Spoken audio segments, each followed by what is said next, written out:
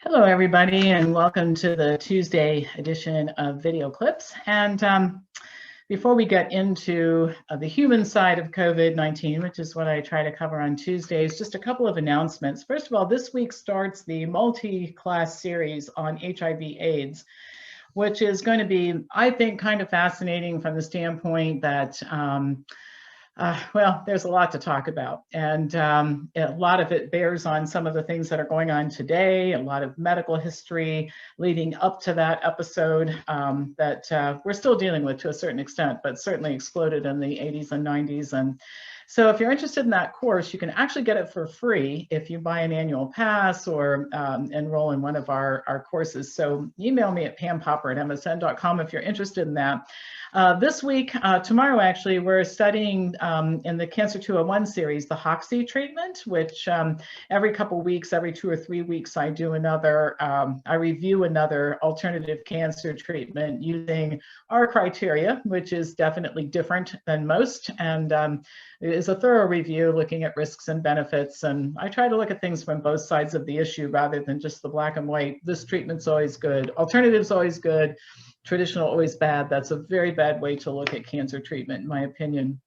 And then Tuesday nights, if you live in Central Ohio, come and see us on Tuesday night. We have cooking classes and events and all kinds of things going on every Tuesday at 6 o'clock at our center in Worthington, Ohio. So don't forget about that. And remember, we're doing our new free courses, Curious About COVID. You can send friends. It's free to anybody except members, because members are going to get lots of COVID education starting in April.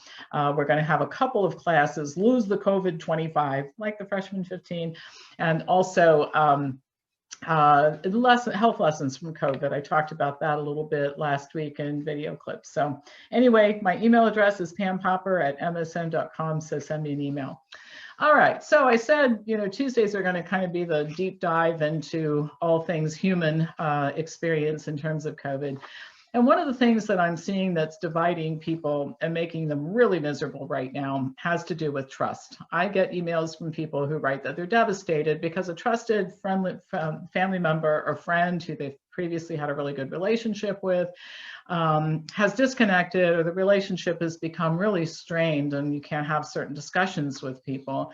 And this is a difficult process for a lot of reasons, one of which is that it tends, when this kind of thing happens, it tends to make us question ourselves and our relationships and maybe whether or not we should ever trust people again. According to my good friend and colleague, Dr. Peter Breggin, who's a psychiatrist, an unusual one, he doesn't drug people, trust has been important to humans since the beginning of time, and that's why this whole thing makes us so sideways right now. He says, quote, "What makes human beings unique is our trust, mutuality, and our cooperation. When we took down a mammoth, it wasn't because we had fangs and hooves to kick with and thick hides to protect us, and we did it because we cooperated. We trusted each other enough to watch our backs in a brawl with a giant beast." In a paper published last summer, Dr. Breggin explains that our need for trust actually starts at birth. Unlike animals who can become independent within a very short time after they're born, humans require a real long time of nurturing and dedicated care before we can live independently. He says, there is such intimacy and dependency that's built into human beings. A human being grows up with a huge need of feeling worthy of love. We have a huge need to trust somebody, and it's in our DNA based on our history on the planet. Because we hold trust in such high regard, deception can be devastating. That's what destroys us. We revert to childhood helplessness, and that always gets us in trouble. Trust is so essential to our mental health that Breggin believes betrayal may be at the root of mental illness. Ask anyone who's been lied to or wronged by somebody who they trusted deeply. The experience can make you depressed and anxious. You begin to question reality and yourself. Because of the pain that results when your trust is violated, one bad experience may tempt you to just cut everybody off as a reflex of self-preservation. Why risk it?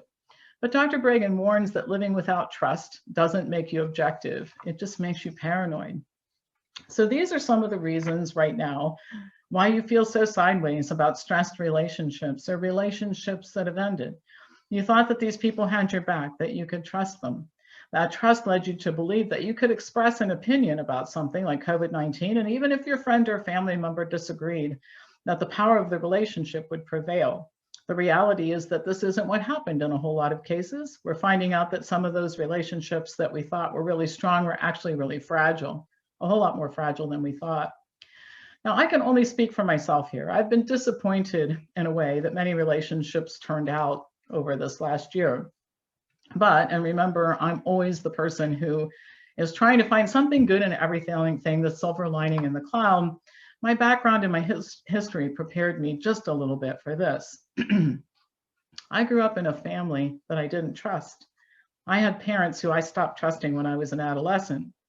As an adult, I never depended on them for anything, which is a good thing because I couldn't depend on them for anything. I have a sister who I can only get along with if I walk on eggshells and make sure to not say anything that irritates her, which means anything that she might potentially disagree with, because she just can't stand to talk to people who have different opinions than her. I've had 2 employees who stole money from me since I started Wellness Forum. I've had associates who violated their contracts and started businesses that competed with me and stole clients from us. I've never been in a stable partnership relationship with another person. So in the trust department, the trust violation department, COVID-19 is not my first rodeo. There's more, but I want to get to the point, and it's not about me feeling sorry for myself, because I don't, or you feeling sorry for me, because I hope you don't. It's about giving you reasons not to lose hope and not to withdraw and assume the worst about everyone. I still trust people. I'm not a cynic. I'm not stupid, actually, when I say that. I'm a little smarter and a little more discerning, but I haven't lost faith in people. I think most of them are good. And when I encounter a bad one, I don't write off all of humanity. And when a long-term relationship goes bad, I assume it's just run its course, and it means that something better is coming. I don't want to live life assuming the worst, because in life you get what you expect to a certain point. And if I assume the worst, well, I'm going to be set up to get the worst, and I don't want that. If you're at the place right now where after all of this, you have one person you can trust, that means you're not alone. And if you have a phone and an email account and something you're interested in, you can find other people to begin new relationships with. And this makes you better off than hundreds of millions of people, if not billions of people in the world who just don't have anything at all. So if some people have let you down during this ridiculous time, I think you just need to get over it. Decide that you will not let the limitations of another person's thinking determine your future or your happiness. You could even look at some of this as a blessing. I personally, the way I view it right now, I think I'm in the fight of my life to do my part to save our freedoms and to save our country. And clarification in terms of who's with me and who isn't is really helpful right now. You might look at this the same way. Once in a while, a good assessment of a situation is in order, and a change in direction is the right response. And the choice of all of that is really up to you. Thank you for watching. As usual, pass this on to anybody who you think would enjoy watching it. I'll be back to you tomorrow with more news in another video. It doesn't come to you through YouTube, so if you want to subscribe to the Wednesday and Friday videos, then you need to send me an email at pampopper@msn.com. Have a great day.